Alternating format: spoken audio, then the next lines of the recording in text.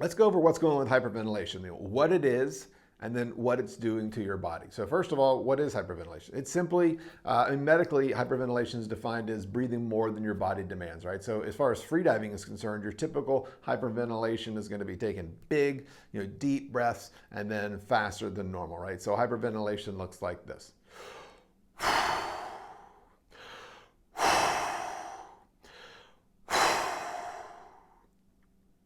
Right? So why do people hyperventilate? Right? Well, it delays your urge to breathe. It delays your contraction, right? So especially when people are beginners, it allows them to hold their breath longer, right? So when I first started freediving, I used to hyperventilate like crazy, right? I mean, because that's what I was told to do, right? So here's the story when I first went freediving. So I was a dive instructor. I worked in I was an instructor, so I knew what freediving was. I had just never seen freedivers. But the day before, I had seen two guys come on the boat, and they had their camo wetsuits and their long freediving fins, and they were staying down at 20 feet for a minute and a half. I couldn't believe it. I was stopwatching them, and I'm like, man, how do they do that, right? So the next day, I went out, told the captain, I said, hey, once I get the divers in the bottom, I'm going to do some little freediving. So sombreros, 15, max 20 feet. And I remember freediving down to 15 feet and, looking at the coral head and seeing all the little blennies. And I'm like, wow, this is awesome. This is so...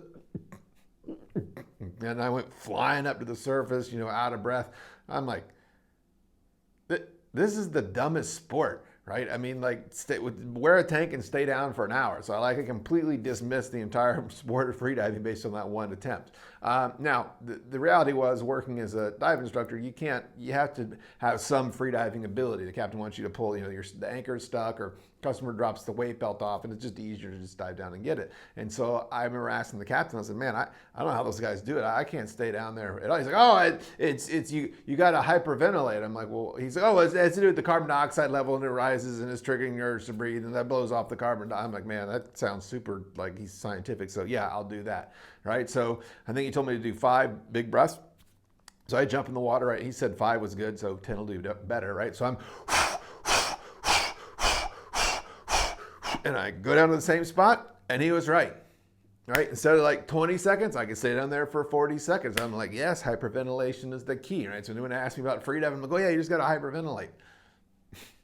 So I didn't know any better. All right. So what does hyperventilation do? It delays your urge to breathe, and especially for beginners, it allows you to hold your breath longer. So how does it do that? Okay, so what's happening is when we hold our breath, our oxygen level drops. Oxygen is consumed. One of the waste products that is created is carbon dioxide. We exhale out the carbon dioxide. Right? So while oxygen's dropping, CO2 is rising. CO2 is getting higher, higher, higher, higher as we're holding our breath. So when we hold our breath and that CO2 level starts marching up, at some point, it gets to a point where it's too much carbon dioxide. So the reality is it's not the low oxygen that's triggering that urge to breathe. It's mostly triggered by that rising carbon dioxide level. So when it gets to a certain point and the breath hold is rising, rising, rising, it gets to the point where we don't like it, your body feels a contraction, right? What's a contraction? Is your diaphragm, it's actually trying to pull, you'll feel it, almost feels like a reverse hiccup, and it's pulling. What's it trying to do? It's trying to make you take a breath, right? And we as freedivers go, maybe in a bit, but not right now, right? And so we feel that contraction. It's triggering that urge to breathe.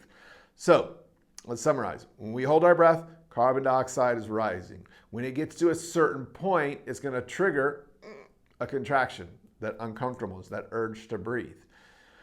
Hyperventilation is a type of breathing that dumps off CO2. It gets rid of tons of carbon dioxide. So if I hyperventilate, instead of my carbon dioxide level starting here, it actually starts lower, right? So because that carbon dioxide level lower, it takes longer until it gets to that point where I have a contraction or an urge to breathe, right?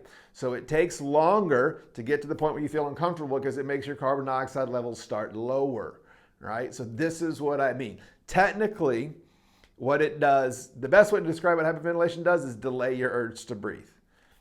it is manifest itself, especially in beginners, as the ability to hold your breath longer because that contraction comes later. All right, so at this point, you're saying like, man, hyperventilation sounds awesome. Like, I think I've heard you or maybe other freedive instructors say, don't hyperventilate. Like, so far you give me the sales pitch that hyperventilation will cure all my issues. Okay, hyperventilation does two things. Yeah, absolutely. It delays your urge to breathe, but like big but, not like big but. You know what I mean? It also physically reduces, makes smaller. It reduces the amount of oxygen available to your body. That's two things let's think about that. It's delaying your urge to breathe, makes it feel like you can stay down longer. At the same time, shrinking, making the amount of oxygen accessible to your body less. Combine these two things. Makes me stay down longer, gives me less oxygen. Oh, that's why all those guys say don't hyperventilate, right? It is a bad combination. It is a fatal combination because it's delaying the urge to breathe and giving you less oxygen. Well, now the question is, why does it give you less oxygen? In fact, all the guys I know say, oh, you got to hyperventilate, it makes the lungs, the alveoli go, and it makes the oxygen, gives you more oxygen. Well, people say that it gives you more oxygen because it delays your urge to breathe. That's not the reality of what's happening. Now, the mechanics behind how this works, I'm just going to be honest, way beyond the scope of what we're doing here, but I will tell you this. When you hyperventilate, you are adjusting, you are changing the pH levels in your blood in a way that is not good. What's happening is the hemoglobin, right, got oxygen molecules kind of stacked onto it, right? And the hemoglobin molecules run through the body and it delivers the oxygen to where it needs. When you hyperventilate, you are increasing the strength of the bond between hemoglobin and oxygen. So you get your hemoglobin, and now you got these oxygen molecules stuck to the hemoglobin, and it can't leave the hemoglobin. Like this, we don't want oxygen in our hemoglobin. We want oxygen in our muscle tissue so we can use it. So when you breathe like that, more oxygen is stuck in a way that we can't use it. Therefore, it reduces the amount of oxygen available to your body. So that is why you take a free diving class, you hear people say you don't want to hyperventilate, and now you know why. I hope this makes sense, and if you are someone who hyperventilates, I hope you stop immediately, and then if you see other people doing it, might want to try to give them an explanation of why they don't. All right? Dive safe out there. It's not that hard.